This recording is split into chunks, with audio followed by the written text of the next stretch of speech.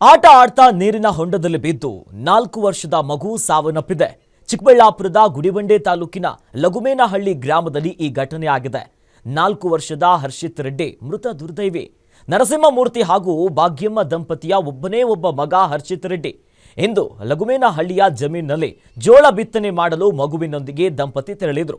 ಪೋಷಕರು ತಮ್ಮ ಕೆಲಸ ಮಾಡ್ತಿರುವಂತಹ ಹೊತ್ನಲ್ಲಿ ಮಗು ಆಟವಾಡ್ತಾ ಹೋಗಿ ಹೊಂಡದಲ್ಲಿ ಬಿದ್ದು ಸಾವನ್ನಪ್ಪಿದೆ. ತಕ್ಷಣ ಆಸ್ಪತ್ರೆಗೆ ಕರೆದುಕೊಂಡು ಹೋದ್ರು. ಮಗು ಬದುಕಿ ಉಳಿಯಲಿಲ್ಲ.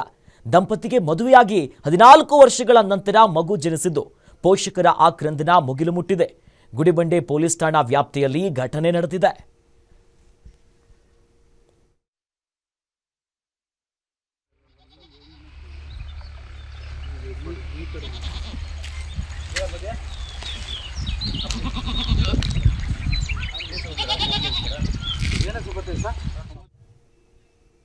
ಓಡಾಡಲು ರಸ್ತೆ ಇಲ್ಲದೆ ಜನ ಪರದಾಡುವಂತ ಪರಿಸ್ಥಿತಿ ನಿರ್ಮಾಣ ಆಗಿದೆ.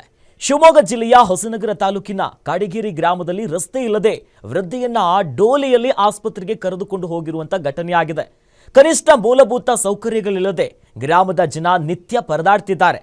ಮಕ್ಕಳು ಶಾಲೆಗೆ ಹೋಗೋದಕ್ಕೆ ರಸ್ತೆ ಇಲ್ಲ, ಆಸ್ಪತ್ರೆಗಳಿಗೂ ಕೂಡ ಹೋಗೋದಕ್ಕೆ ಹರಸಾಹಸವನ್ನ ಪಡುವಂತ ಪರಿಸ್ಥಿತಿ ಇದೆ.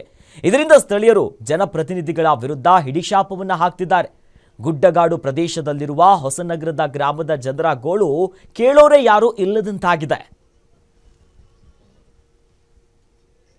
ಸದ್ಯ ದೃಶ್ಯದಲ್ಲಿ ಗಮನಿಸ್ತಾ ಇದ್ದೀವಲ್ಲ, ಇದು ಹೊಸನಗರ ತಾಲೂಕಿನ ಕಾಡುಗೇರಿ ಎನ್ನುವಂತಹ ಗ್ರಾಮ. ಇಲ್ಲಿ ವೃದ್ಧಿಗೆ ಆರಾಮಿಲ್ಲ, ಆಸ್ಪತ್ರೆಗೆ ಕರೆದುಕೊಂಡು ಹೋಗುವಂತ ದೃಶ್ಯ ಇದು. ಎಷ್ಟೆಲ್ಲ ಅಭಿವೃದ್ಧಿ ಕೆಲಸಗಳಾಗ್ತಿದೆ, ಆದರೆ ಈ ಗ್ರಾಮದ ಜನರ ಪರಿಸ್ಥಿತಿಯನ್ನ ಕೇಳೋರಿಲ್ಲ. ಪಾಪ ವೃದ್ಧರು, ಮಕ್ಕಳು ಶಾಲೆಗೆ ಹೋಗಬೇಕು, ಗರ್ಭಿಣಿಯರಿದ್ರೆ ಅವ್ರ ಕತೆ ಏನು? ಯಾಕೆ ಜನಪ್ರತಿನಿಧಿಗಳು, ಯಾಕಂದ್ರೆ ಅಂತ ಅವ್ಯವಸ್ಥೆ ಇದೆ, ಈ ರೀತಿಯಾಗಿ ಕುರ್ಚಿ ಹಿಡ್ಕೊಂಡು ಡೋಲಿ ರೀತಿಯಲ್ಲಿ ಕರ್ಕೊಂಡು ಹೋಗ್ತಾರಂತಂದ್ರೆ ನಮ್ಮದೇ ಕರ್ನಾಟಕದಲ್ಲಿ ಇಂಥ ಪರಿಸ್ಥಿತಿ ಇದೆಯಾ? ಇದು ಗುಡ್ಡಗಾಡು ಪ್ರದೇಶ, ಹೊಸನಗರ ತಾಲೂಕಿನ ಕಾಡಗೇರಿ ಗ್ರಾಮ. ಇಷ್ಟಾದರೂ ಕೂಡ ಸಂಬಂಧಪಟ್ಟಂತ ಅಧಿಕಾರಿಗಳು ಯಾರು ಕೂಡ ಬರ್ತಾ ಇಲ್ವಾ?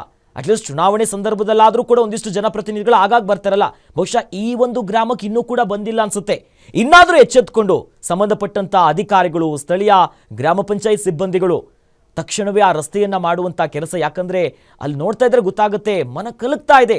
4-5 ಜನ ಸೇರ್ಕೊಂಡು ಆಸ್ಪತ್ರೆಗೆ ತೆಗೆದುಕೊಂಡು ಹೋಗ್ತಿದ್ದಾರೆ.